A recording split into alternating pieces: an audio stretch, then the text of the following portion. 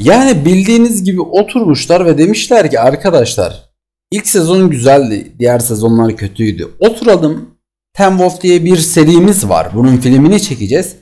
Acaba bunun ağzına nasıl sıçabiliriz demişler ve yapımın ağzına sıçmışlar.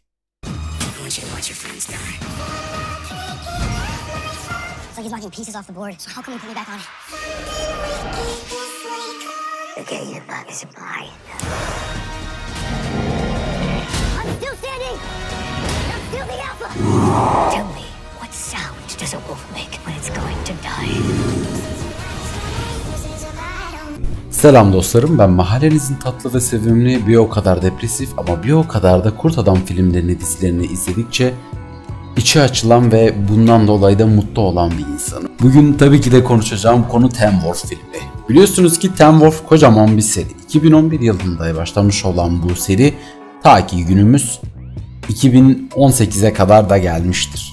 2018'den itibaren artık yeni Teen Wolf dizisi çıkmadı. Tabii normal olarak 6 sezon birden sürdü ve 6 sezonu yüzlerce defa izlemiş ve her sahnesinin her dakikasını bilmiş biri olarak söyleyebilirim ki son sezonlar artık pek tat vermemeye, tamamen lastik tadı insan ağzında oluşturmaya ve insan tamamen her şeyden nefret eder bir şekilde bölümleri bitirmeye odaklanıyor. Yani o diziyi izlediğiniz zaman. Sonunda yapım 5 senenin ardından tekrardan yürürlüğe girdi ve bu sefer bir film çıkaracaklarına karar verdi. Oturdum, dizinin film çıkarmasını bekledim. Her sahneye kadar takip ettim, oyuncuların bütün storylerini izledim ve sabahtan akşama kadar acaba film nasıl çıkacak diye düşündüm. Hatırlarsanız bundan bir süre önce de fragman incelemesi yapmıştım.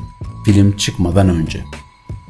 Ve size gönül rahatlığıyla şunu söyleyebilirim ki bu film 2 saat 15 dakika olmasına rağmen yani sanki 1 saatini çöpe atıyormuşsunuz gibi hissediyorsunuz. Çünkü filmi izledikçe şunu fark ettim. Bu film yani güzel yapılması için bir iş değil. Bu film fanboylara ve gereksiz bir şekilde drama ve gereksiz bir şekilde aksiyonu az çok seven insanlar için yapılmış bir film. Yani gerçekten ben 2 saat izlerken son 1 saatini böyle atlaya geçtim. Resmen o kadar bunaldım ve o kadar sıkıldım ki hani bir şeyi kısa bir sürede yapıp şaheser demeyeyim de güzel bir tat çıkarmak varken bunu uzatıp lastik tadı artık vermişler.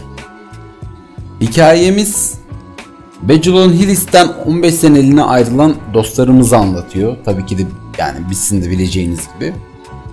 Sonra bir gün bu dostlarımız bir iki olayla karşılaşıyorlar ve diyorlar ki bizim Bejulon Hillis'e geri dönmemiz lazım deyip herkes toplanıp pılını pırtını arayıp o onu arıyor. Herkes Bejulon Hillis'e geri dönüyor hani ne garipse. Ve ondan sonra da karakterlerimizin bu zorlama hikayede bu nasıl size desem zorlama karakterlerle ve zorlama bir olay örgüsüyle beraber öyle bir şekilde devam ediyor ki şey diyorsunuz acaba bu saçmalığın sonu nereye varacak hani.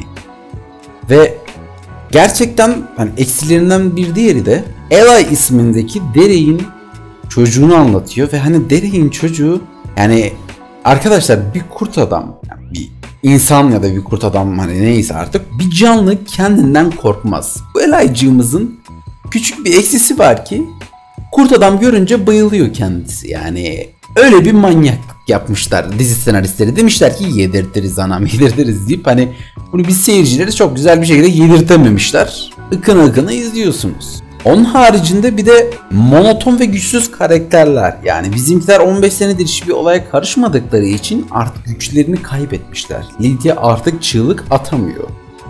Jackson artık Kanima ile alakası yok, bir iki defa gözleri sararıyor. Ondan sonracığıma Derek desen zaten kendini çoluk çocuğa verdiği için beyimiz artık yani hani kurt demeye bin şahit ister. Görsel efektlerdense hiç bahsetmek istemiyorum. Hani öyle kötü görsel efektler gördüm ki ben gerçekten bunu söyleyebilirim size. Oturdum ve neden bu saçmalığı izlediğime karar vermek istedim. Bu kadar saçma görsel efektler ben hayatımda çok az yapımda gördüm. Onlar da Hint yapımlarıydı genelde. Ve çoğu karakterinde durduk yere ortaya çıkıyor. Hani Peter birden ortaya çıkıyor. Herkes dönüp Peter'e bakıyor ki Peter sen niye geldin? Peter diyor ki burada olmam gerektiğini hissettim falan filan. Ondan sonra Liam birden çıkıyor. Kimse sormuyor. Liam sen neredeydin? Nereye geldin? 15 senedir seni görmedik falan filan. Liam birden ortaya çıkıyor. Herkes ne bileyim işte Scott diğer arkadaşlarını görüyor. Sanki her gün görürmüş gibi 15 senedir görmüyormuş gibi değildi. Her gün görüyormuş gibi çok normallik, çok sıradanlık, çok bir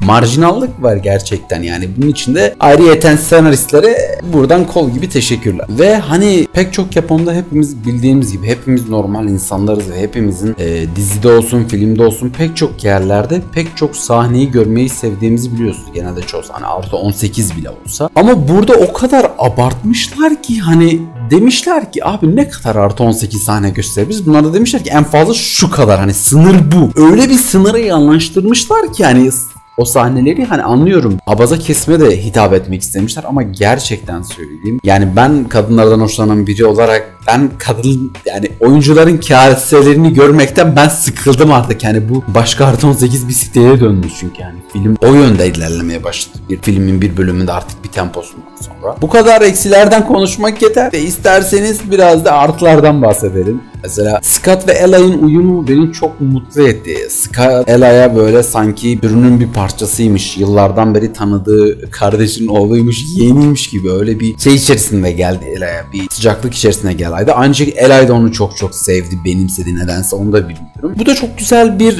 detay, ayrıntı ve sıcaklık olmuş. Tahsen hoşuma gitti. Ve artıyeten dövüş animasyonları beklediğimden daha kötü değildi. Yani hatırlarsanız diğer sezonlarda kurtların animasyonları dövüşürken hani abi tekme, bir kurt adamın tekmeyle ne işi olur? Bir kurt adamın iteklemeyle ne işi olur? Bir kurt adamın yumrukla ne işi olur? Yani o yüzden buna bir artı vermek zorundayım. Çünkü kurt adamlar burada daha fazla kurt adam gibi. Yani fazla kurt adam göremedik belki ama yine de olan dövüş sahneleri standart, en azından standarttan altıda. Ve bana sorarsanız bu hikayede alakasız ama karakterini en iyi bir şekilde işleyen ve işlediği karakteri en iyi bir şekilde yansıtan ve özünden hiç şaşmayan ve izledikçe bu karakter oymuş dedirten kişi bize kim? Tabii ki de Peter.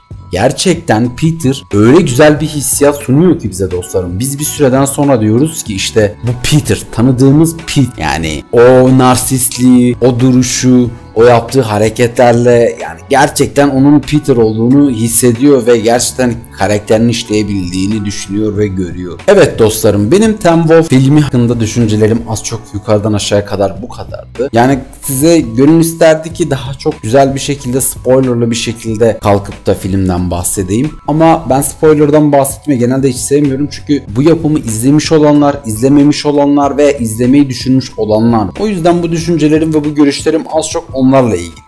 Hani yapımı izlemiş olanlar benim zaten neyden kastettiğimi ve ne anladığımı anlatmaya çalıştığımı az çok anlamıştır. Ama yapımı izletmeyenlere spoiler verip izletmemek olmaz. Onların da bir izlemesi lazım. İleriki günlerde belki daha güzel yapımlarla, daha güzel şeylerle karşılaşırız. Bilinmez. Ama sizin düşünceleriniz ve görüşleriniz de benim için önemli. O yüzden alt kısma yorumları yazmayı unutmayın. Sonraki gün ve bir sonraki bölümümüze kadar kendinize iyi bakın. Hoşça kalın.